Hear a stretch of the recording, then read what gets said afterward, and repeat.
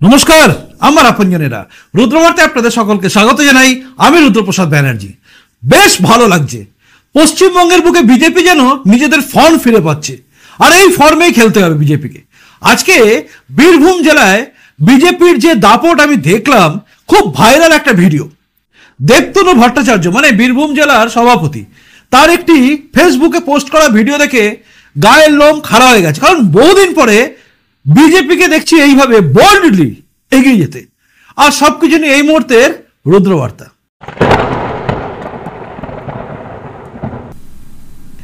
আপনারা জানেন আমাদের রাজ্যে ভারতীয় জনতা পার্টি বা বিজেপি বিরোধী দল, কিন্তু বিরোধী দল হলে তাকে এগিয়ে যেতে হবে, লড়তে হবে। কারণ এই জমিতে লড়াই ছাড়া জেতা যাবে না।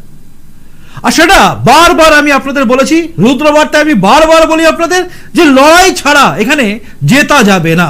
কারণ জমি কারুর বাপের নয়, জমি হয় দাপের। হ্যাঁ, এই কথাটা স্বর্গীয় তপন ঘোষ বলেছিলেন, মানে হিন্দু সংগতি। আর এই কথাটা আক্ষরিক অর্থে সত্যি। মহাভারতে যুদ্ধ দেখুন বা রামায়ণ দেখুন, লড়াই লড়তে হয়। লড়াই এমনি লড়াই জিতা যায় না। অর্থাৎ জিততে গেলে লড়তে হবে, সেই বুকে দম রাখতে হবে, দাপট রাখতে হবে। আর খুব ভালো লাগছে আজকে বঙ্গ বিজেপির এই বীরভূম জেলায়, জানি না একটি ভাই যাকে দেখলাম, তার নাম আমি জানি না, কিন্তু বেশ ভালো লাগলো। দম একে বলে, গাটস। এত কথা কেন বলছি, আসলে ভিডিওটা আপনি দেখুন।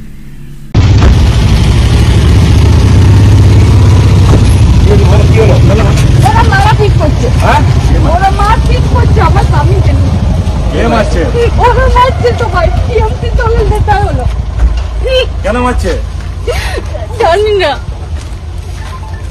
তো সেইদিন এসেছিল অফিসে। হ্যাঁ দাদা, আমি এসেছিলাম, এর আগে অত্যাচার করেছিল, আজকে এত মেরেছে ওকে উঠতে পারছে না। থানায় যাওনি? থানায় গেছিলাম, ওরা এসে নিয়ে বাড়িতে আমার দিয়ে গালাগালি করে চলে গেল। পুলিশ? হ্যাঁ, রাজীব বলেন যে অফিসারটা আছে, বলছে বেশি বাড়াবাড়ি করবি, বলছে ঘর ছাড়া করে দেবো তোকে। কি নাম?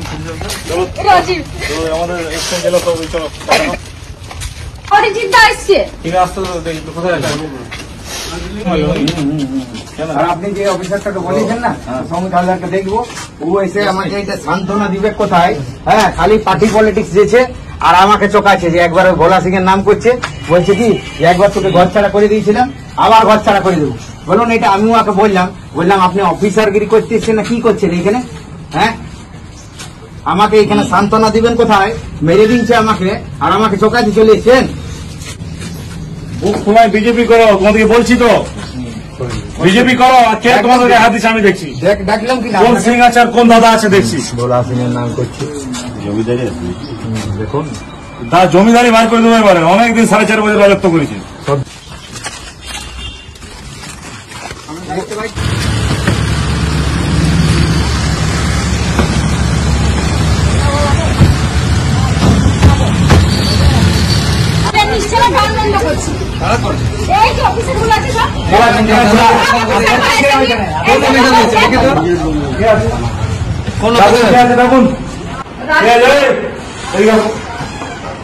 অফিসার ডাকো।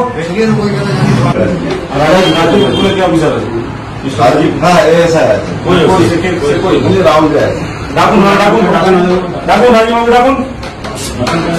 গিয়ে গিয়ে চমকে আসছে এলাকায় দাদাগিরি পুলিশের বদলি করে। আপনাদের লজ্জা শরম বলে কিছু আছে? গাল দিচ্ছে পুলিশকে, গিয়ে বলছে ভোলানা ছেলে বানাবো।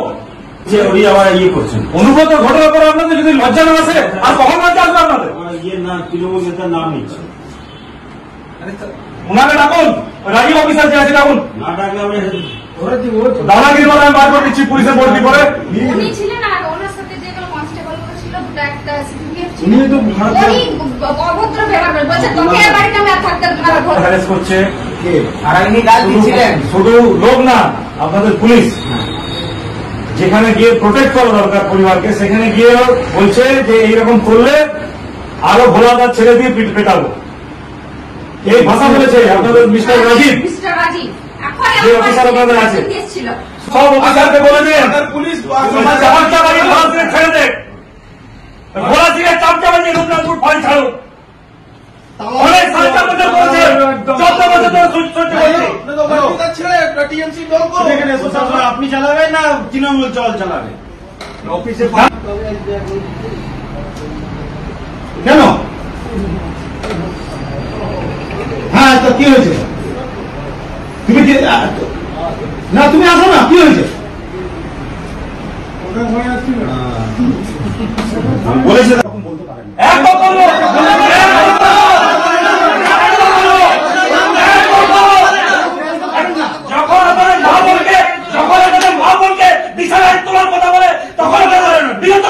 আমার কথাটা শুনেন, আমি বলবো তৃণমূল চালাবে, আপনি চালাবেন না তৃণমূলের পার্টি তৃণমূল পার্টি চালাবে, পুলিশ সাহায্য করছে,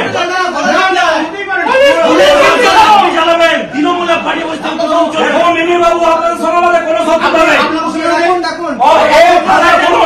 অনেক চামচাবাজি এই খেলা বলছে, আমি দায়িত্ব নিয়ে বলছি আপনাকে, আমি তথ্য প্রমাণ দেবো।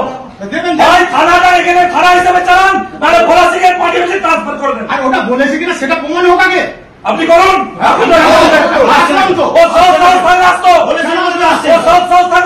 কেন আসবে না? আসছে না কেন? আমি যে কোনো আছে সেটা দেখতে হবে তো। আপনি শুনুন, আপনি যখন এর আগে যখন ঝামেলা হয়, পুলিশ গিয়ে ভাঙে, বাড়ি ভাঙে, লোকের বাড়িতে কবার পুলিশ আসে? আমি বলি কবার যায়? 100 বার যাবে পুলিশ, 100 বার যাক, লেকিন টিএমসি নেতা নাম কেন দেবে? 100 বার বলবে না কেন? আমি ওকে সমর্থন করি না, এটা আমরা কেন করবে?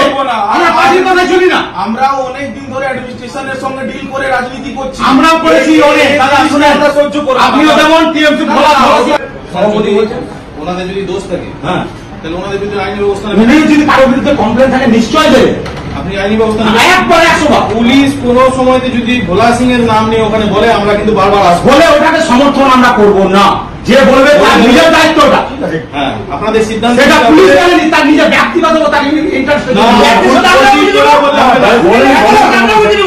আমি বলছি না, ভোলা সিং এর নাম বললে কিন্তু এটা আমরা মানবো না। কেন বলবে কেন? আমার ঘটনাটা আছে, আশা করি বলবেন। আমি বললাম, হ্যাঁ, আমি জিজ্ঞেস করলাম, বললাম, আপনি জিজ্ঞেস করুন বলেছে কি?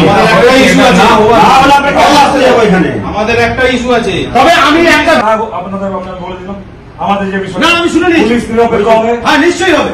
এবার আমি বলি, যাই হোক, যা প্রবলেম হোক, নেগেটিভ পজিটিভ, আপনাদেরকে as a law and order maintain at local administration আপনাদেরকে একটা নিজস্ব ভূমিকা পালন করতে হবে। আর বাকি যা আছে আমাদের সভাপতি বলেছেন, আমার একটাই বক্তব্য, আপনারা লিগ্যাল যা অ্যাকশন নেবেন, না নিশ্চয়ই নেব। সিং দেখানো, ভোলা সিংকে দেখা যায়, এখন আমরা বুঝবো যে না ভোলা সিং যাচ্ছে, আপনারা ভোলা সিং এর চাকরি করি, এই কথাটা বলেছে কিছু। চলো চলো চলো চলো,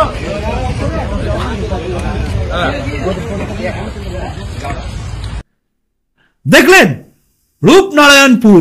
রূপনারায়ণপুরের ফাঁড়িতে পুলিশ ফাঁড়িতে গিয়েছিলেন। এটা দেবতনু ভট্টাচার্য পোস্ট করেছেন তার সোশ্যাল মিডিয়াতে, এবং সেখানে তিনি দেখিয়েছেন তারা যে গেছেন ফাঁড়িতে এবং সেখানে গিয়ে কথোপকথনগুলো, এবং কিভাবে কান্নায় ভেঙে পড়ছিল বিজেপির এক কর্মী, এবং সেখানে আহত সে হয়েছে। আসলে দিকে দিকে পশ্চিমবঙ্গের বিভিন্ন প্রান্তে পুলিশের একটা অদ্ভুত জুলুম চলে। কোথাও কেউ কিছু করছে, ধরুন বাড়ি তৈরি করছে বা কোনো কিছু করছে, বাধা দেওয়ার জন্য শাসক দলের তরফ থেকে পুলিশ এসে যায়। সিভিল ম্যাটার কি ম্যাটার কেউ দেখে না, চলে এলো পুলিশ। যারা বাধা দিতে পারে সেখানে পুলিশ পিছু পা হাঁটে, নচেত পুলিশ ধমকে দেয়। বিজেপির কোনো কার্যকর্তা কর্মীর ওপর কিছু হলে হামলে পড়ে পুলিশ। আর এখানে দেখা যাচ্ছে ভোলা সিং এর নাম করে নাকি পুলিশ সেখানে ধমকে দিয়েছে। ওই অফিসার তিনি বললেন, ডাকলেন বটে, কিন্তু সেই অফিসার যিনি গিয়ে ধমকা ধমকি করে এসেছিলেন, চমকা চমকি করে এসেছিলেন, তিনি কিন্তু আসেননি। আর এই পুরো সম্পূর্ণ ভিডিওর মধ্যে দেখলাম আমরা বিজেপির এই দাপটের দরকার আছে। বিশ্বাস করুন, এই বাংলার বুকে যে রুক্ষ মরুভূমি, এই মরুভূমিতে যদি আপনাকে জল আনতে হয়, মানে মানুষের বাঁচার জায়গা যদি আপনাকে করতে হয় না, তাহলে আপনাকে লড়তে হবে। একটা কিষাণ সে জমি চাষ করে, সেই চাষ করার সময় তার সর্বস্ব দেয়। একটা পাহাড় কেটে রাস্তা তৈরি করতে গেলে যে মজদুর আছে সে সম্পূর্ণটা দেয়, আর এই সম্পূর্ণ দেওয়া দরকার আছে। আজ ভালো লাগছে, গায়ের লোম আমার খাড়া হয়ে যাচ্ছে, এই রকম নেতা দরকার আছে। দেবতনু ভট্টাচার্য বীরভূম জেলা সভাপতি হওয়ার পরে এই যে জায়গাটা দেখলাম, বিশ্বাস করুন ভালো লাগলো। এবং তার সঙ্গে ওই ভাইটি দাঁড়িয়ে আছে, ভাইটার নাম আমি জানি না। যদি ভাই আমার প্রতিবেদনটা দেখেন অবশ্যই আমাকে ফোন করবেন, কারণ আমার খুব ভালো লেগেছে, খুব খুব খুব ভালো লেগেছে। এইরকম দাপুটে নেতা চাই বাংলার প্রতিটা প্রান্তে, এইরকম দাপুটে নেতা চাই যে বলবে 4.5 বছর ধরে অনেক সহ্য করেছি, আর নয়, এই আর নয়, আর সহ্য করব না। সে পুলিশ হোক আর তৃণমূলই হোক, দাপট কারু সহ্য করা নেই। আইনি পথে যা খুশি করুন, আইনের বাইরে গিয়ে যা কিছু করবে তার প্রতিবাদ এভাবেই হওয়া উচিত। এইভাবেই টেবিল চাপড়ে বলা উচিত যে অনেক হয়েছে, 4.5 বছর সহ্য করেছি, আর নয়। দরকার আছে, দরকার আছে এটার, অন্তত আমার মনে হচ্ছে। আপনি কি ভাবছেন জানাবেন কিন্তু, কারণ এইরকম দাপট ছাড়া বিজেপির জেতা খুব মুশকিল। এই লড়াইটা লড়তে হবে। শুভেন্দু অধিকারী দাপুটে নেতা, দাপুটে নেতা সুকান্ত মজুমদার, সেই দাপটটা যেন নিচু স্তরে থাকে। এই যে লড়াই, দেবতনু ভট্টাচার্য সঙ্গে নিয়ে গিয়ে গেছেন যাকে, সেই ছেলেটির লড়াইয়ের অদম্য আওয়াজ সত্যি ভালো লেগেছে। আমি ভেতর থেকে সবকিছু বলছি, কোনো আবেগ ছাড়া আমি বলতে পারছি না। আবেগ আমার ভেতরে ভরপুর এসে গেছে, এটাই দরকার। অনুব্রত মণ্ডল ডাইরেক্ট একজন আইসির মা তুলে বউ তুলে গালাগালি দেয়, নোংরা ভাষায় কদর্য ভাষায় বলে, তখন পুলিশ তার বিরুদ্ধে স্টেপ নিতে গেলে চিন্তা করে। আর সাধারণ বাড়ি হলে রেড়ে করে পুলিশ চলে যায়। আইনের কোনো শাসন দরকার নেই, তাদের মনে হচ্ছে তৃণমূলের তরফ থেকে পাঠিয়েছে আমি যাব, তৃণমূল বলে দিয়েছে, ওটাই শেষ কথা। খুব ভালো লাগছিল যে এটাকে আপনারা এক কাজ করুন, এটাকে পার্টি অফিস করে দিন পুলিশ ফাঁড়িকে। আর এই কথাটা কিন্তু আজকে বাংলার প্রান্তে প্রান্তে একই জায়গায় হয়ে রয়েছে। আপনি এফআইআর করতে যান, শাসক দলের বিরুদ্ধে এফআইআর করতে গেলে নেবে না, আপনার জেনারেল ডায়েরি ওই ডায়েরি হয়ে পড়ে থাকবে। আমাদের অভিজ্ঞতা, আমার তিক্ত অভিজ্ঞতা বলছি, ঘটনাটা ঘটলো এক, তার বিরুদ্ধে ডায়েরি করতে গেলে এফআইআর করতে গেল, দিল না, পুলিশ বলে দিল ওরকম কোনো ঘটনাই ঘটেনি। উল্টো দিকে যারা অত্যাচার করলো তাদের হয়ে এফআইআর হয়ে গেল। সেই ভিডিও আমি শুট করেছিলাম বলে আমার বিরুদ্ধে কেস সাজিয়ে দিল পুলিশ। আজকে পুলিশ এইভাবে রয়েছে। আর অনুব্রত মণ্ডল যখন সিআইএর মা মাসি করে দিল, তখন তার বিরুদ্ধে স্টেপ নিতে গেলে 7 বার চিন্তা করছে। আজকে এই জায়গায় আছে বীরভূমের মাটিতে, যে দাপটের সঙ্গে আজকে দেবতনু ভট্টাচার্য এবং তার টিম গেল, ভালো লেগেছে। আবারও বলছি, আপনারা যারা দেখছেন বীরভূম থেকে, যদি এই ভাইটার নাম জানেন আমাকে বলবেন। আর আমার ফোন নম্বর তো আপনারা সবাই জানেন, সেই ফোন নম্বরটা মানে 9088505999 হোয়াটসঅ্যাপ নম্বর। এই হোয়াটসঅ্যাপে তার নম্বরটা আপনি পাঠিয়ে দিন, তার সঙ্গে আমি কথা বলতে চাই। ভালো লেগেছে, আর আমি মন থেকে বললাম সব কথা। যাই হোক, এতটা দেখার পর আপনার যদি মনে হয় প্রতিবেদনটা ভালো লাগলো, তাহলে লাইক করবেন এবং শেয়ার করবেন। আর নতুন এসে থাকলে অবশ্যই চ্যানেলটা সাবস্ক্রাইব করে আমার আপনজন হয়ে তারপর যাবেন। খুব ভালো থাকুন, দেখা হচ্ছে আবার আগামীকাল রুদ্রবার্তাতেই। নমস্কার, বন্দে মাতরম, ভারত মাতা জয় হোক, জয় হিন্দ।